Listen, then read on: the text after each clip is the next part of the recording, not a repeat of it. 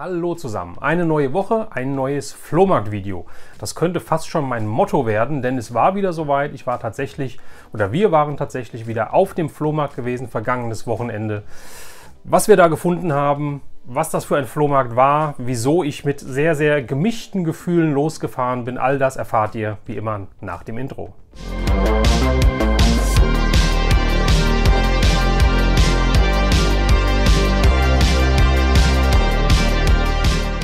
Ja Leute, wie bereits erwähnt, ich bin mit gemischten Gefühlen wirklich losgefahren. Erstmal bin ich morgens nicht aus dem Bett gekommen. Zum Zweiten hatten wir schon am Tag vorher überlegt, ob wir da hinfahren sollen oder nicht, weil dieser Flohmarkt ist regelmäßig, ich meine einmal im Monat.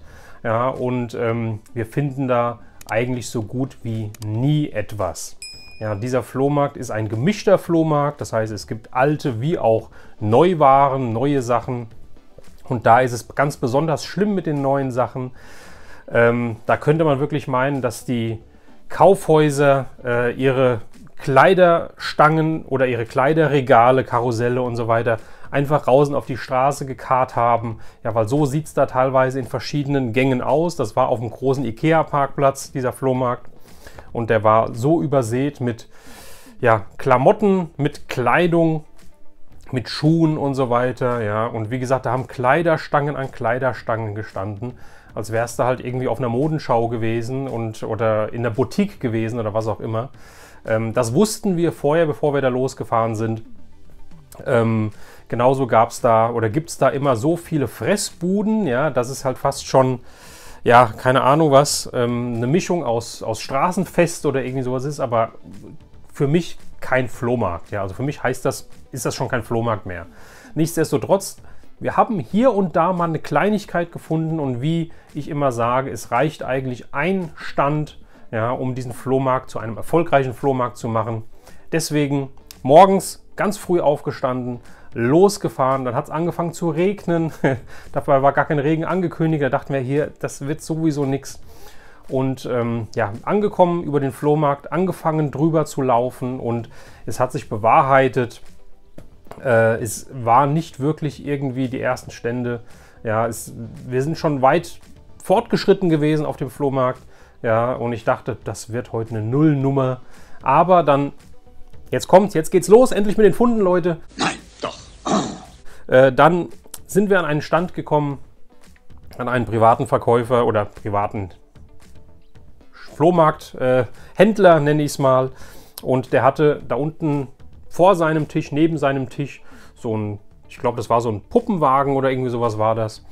Und da hat er eine Plüschfigur drin stehen oder drauf hängen gehabt. Und was soll ich sagen? Ich habe jemanden mitgenommen, der freut mich oder das freut mich sehr. Feivel, der Mauswanderer. Der kleine, gute Feivel. Ich habe ihn schon mal in einer etwas... Ach, guck mal hier, kann man den gerade hier mal rausholen. In einer kleineren Variante, ja, habe ich ihn hier. Da gab es ja nochmal den zweiten Film, Feivel, der Mauswanderer im Wilden Westen. Da hat er hier so einen Cowboy-Hut auf. Ja, den tun wir beiseite. Aber das hier ist der Original-Feivel aus dem ersten Film. Und der ist eine Nummer größer, den fand ich total toll. Ist komplett, ja, hat seine Barthaare noch, die Nase, die zwei Augen. Das ist so Kunststoff, haben keinen Farbabrieb. Er hat sogar noch sein Etikett am Ohr, das fand ich besonders toll. Ja, sein Schwänzchen ist auch noch da in voller Länge. Und den wollte ich haben. Ja, der Verkäufer wollte 10 Euro dafür haben und wir haben uns dann schlussendlich auf 6 Euro geeinigt. Das war er mir wert. Ja, ich habe den schon ein paar Mal gesehen, aber dann war der vom Zustand nie so schön und hier, wie gesagt, ist noch das Etikett dran. Deswegen war ich mit 6 Euro komplett total einverstanden und das war mein erster Fund auf diesem Flohmarkt. Und ob ich noch was gefunden habe, schauen wir mal weiter.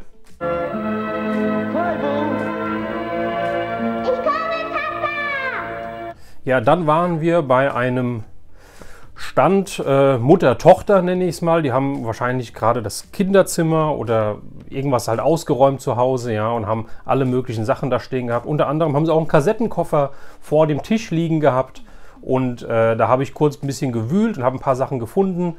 die Verkäuferin gefragt, was so eine Kassette kosten soll. Die sagte 1 Euro für eine Kassette. Das ist vollkommen okay.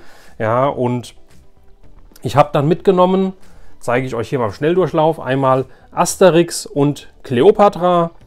Die habe ich mitgenommen, weil ich diese Kassette schon Ewigkeiten habe.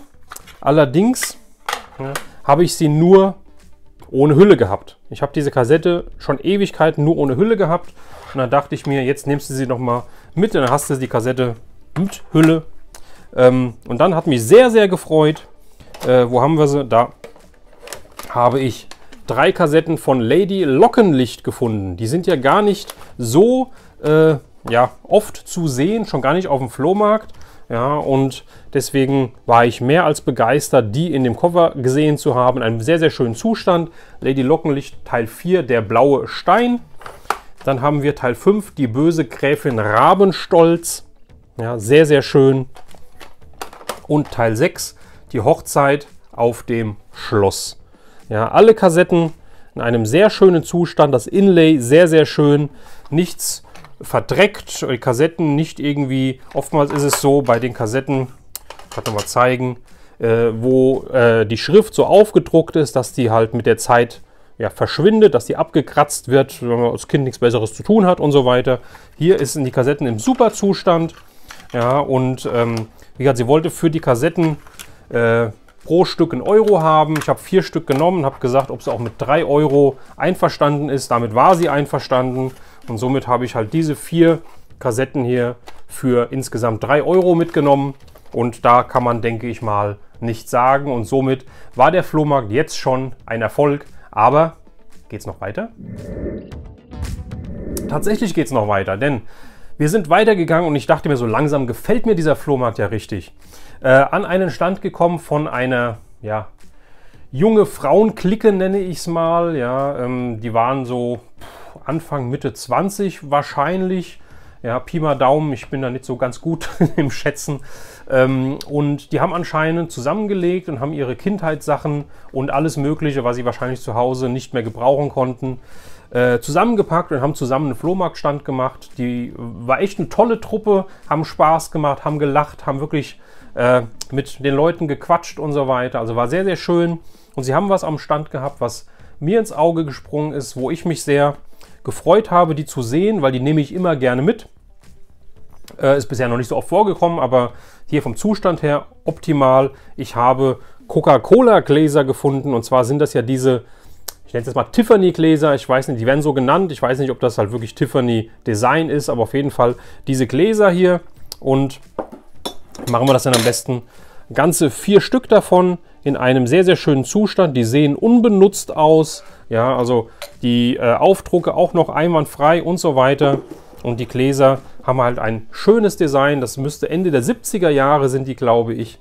Ja, und wo sieht man das nochmal, dass man die halt auf dem Flohmarkt in so einem schönen Zustand findet.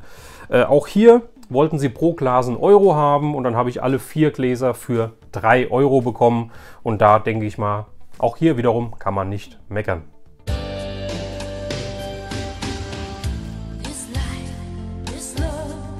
Der nächste Stand, den wir angesteuert haben, hatte sehr viele Hörspiele gehabt. Und Leute, ich habe schon lange nicht mehr auf dem Flohmarkt so viele Hörspiele gefunden. Nein, doch. Also wirklich Wahnsinn. Ja, Kassetten sind bei mir in der Region anscheinend sowieso eine Ausnahme. Hörspiel, Schallplatten werden hier und da mal angeboten, aber auch diese Standard-Märchen und so weiter aus den 70ern, meistens die Cover total wirklich abgeranzt, sage ich mal. Ja, die haben alle schon bessere Zeiten erlebt. Die Schallplatten meistens halt ja auch verkratzt, also dicke Kratzer drauf und so weiter. Klar, die sind durch Kinderhände gegangen damals. Die sind ja auch schon 40, vielleicht sogar schon 50 Jahre alt dann mittlerweile. Und dann bleibt das nicht aus. An dem Stand, wie gesagt, habe ich erstmal bei den Kassetten geguckt. Er hatte so eine Kassettenschütte gehabt, kann man es fast schon sagen. Und habe ein bisschen durchgeblättert, habe gefragt, was er für die Kassetten haben will. Und er sagte, pro Kassette 2,50 Euro, für 5 Kassetten 10 Euro, also quasi eine umsonst. Theoretisch ist mir das ein bisschen viel für Kassetten. Man weiß nicht, ob sie funktionieren, ob sie leiern etc. Ja, aber ich habe mal geguckt und habe da wirklich ein paar schöne Stücke gefunden und habe auch 5 Stück, beziehungsweise ich habe 4 Stück zusammengekriegt und habe mir da noch eine 5. noch dabei geholt. Und zwar eine, über die ich mich sehr, sehr freue, ist die Kassette von Europa Hubba Bubba oder Hubba und Bubba. Und zwar das Geheimnis der Dondra, die Abenteuer von Hubba und Bubba. Hubba und Bubba, das Kaugummi, wer kennt es nicht? Als Kind der 80er war das ein Muss, diese großen Blasen zu machen, ja. Und Europa hatte damals wirklich ein Hörspiel rausgebracht. Das gab es auf Kassette als auch auf Schallplatte. Dieses Hörspiel ist relativ selten, würde ich sagen. Ja, und ist auch noch in einem sehr, sehr schönen Zustand. Ich weiß nicht, ob man das jetzt hier sieht. Ja, aber das habe ich mir rausgelegt. Ich habe ja vor kurzem erst auf dem Flohmarkt den Hubba als Gummifigur gefunden. Und jetzt fehlt mir noch der Bubba und das Hörspiel als Schallplatte. Also wenn ihr den Bubba als kleine rosafarbene Bulli- oder Schleichfigur halt zu Hause irgendwo rumfliegen habt, ja, oder auch die Schallplatte hiervon, das Cover ist identisch, ja, dann lasst es mich wissen, wenn ihr es loswerden wollt, dann werden wir uns mit Sicherheit einig. Also das habe ich mitgenommen.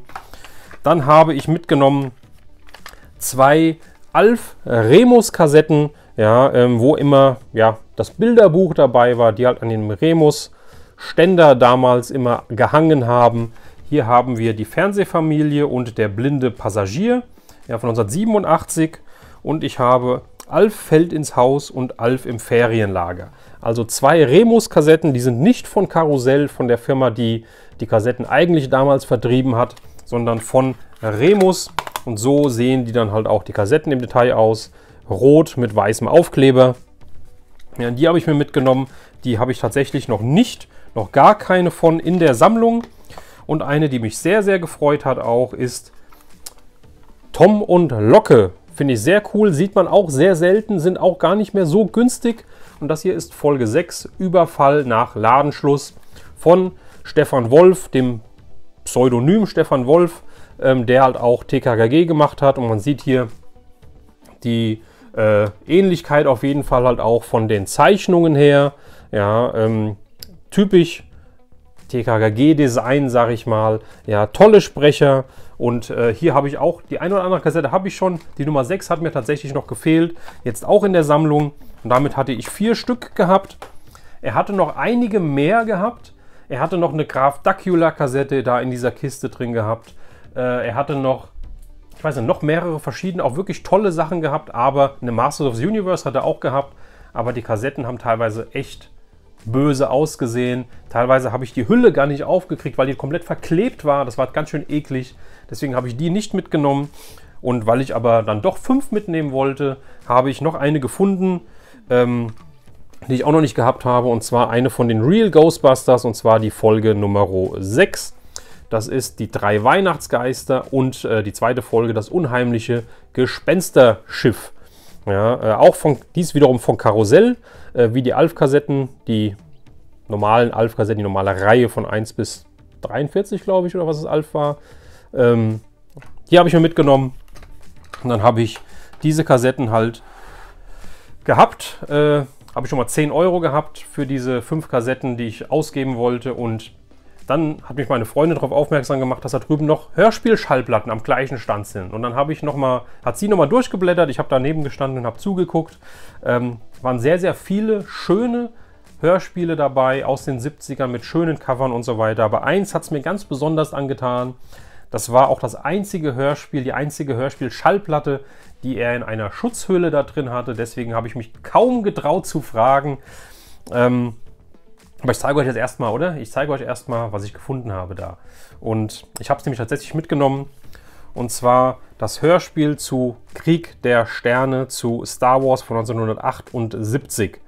Ja, die Hülle, einem sehr, sehr schönen Zustand, habe ich bisher noch nicht wirklich einmal auf dem Flohmarkt gesehen, muss ich sagen. Ja, von Fontana, und ich liebe ja das alte Krieg der Sterne Logo. Ja, die deutsche Schrift Krieg der Sterne finde ich einfach so toll. Das verbinde ich so mit der Kindheit, mit ja, Kindheitserinnerungen, einfach toll. Und ja, hier dieser gelbe Flatschen, der da drauf ist, Originalversion mit Textbuch. Ja, und Habe natürlich keinerlei Hoffnungen gehabt, aber das Textbuch ist noch mit dabei gewesen, Leute. Ja, in einem sehr, sehr schönen Zustand auch. Ja, also echt Wahnsinn. Das war mit dabei. Die Platte, muss ich sagen, ist in einem Mint-Zustand. Ja, wie bei den Figuren halt auch Mint, so gut wie nicht gespielt, keine Abnutzungsspuren. Die Platte hat keine Wischer, hat keine Kratzer, hat nichts drauf. Ein super, super Zustand. Und ja, ich habe dann gefragt, was er für die Platte haben möchte. Und da hat er gesagt 20 Euro. Da habe ich kurz überlegt und dachte mir, wie oft kommt das vor, dass du diese Schallplatte in diesem Zustand hier überhaupt noch findest, sei es auf dem Flohmarkt, sei es irgendwo anders da, in irgendwelchen Facebook-Gruppen oder Tauschbörsen und so weiter. Und das Booklet, also dieses Textbuch, ist mit dabei. Und wie gesagt, ich habe die 5 Kassetten gehabt. Die 5 Kassetten für 10 Euro, die Platte für 20 Euro. Wären ja theoretisch 30 Euro gewesen. Und dann haben wir noch ein bisschen gequatscht und hat er mir das Ganze dann zusammen für 28 Euro gegeben. Ich finde es richtig klasse. Also gegen den Preis konnte ich überhaupt nichts sagen. Natürlich möchte ich wie immer eure Meinung hören. Wer ist euch das wert gewesen? Ab in die Kommentare. Jetzt habe ich dich. Was war das? Dann habe ich etwas richtig, richtig Cooles gefunden. Da konnte ich nicht dran vorbeigehen. Und zwar gab es von Barbie, ja, ihr habt richtig gehört, von Barbie, von Mattel. In den Anfang der 90er Jahre gab es eine, fangen wir so an, gab es eine Fernsehserie, die ich als kleiner Junge auch gerne geguckt habe. Natürlich habe ich die nur wegen der Story geguckt.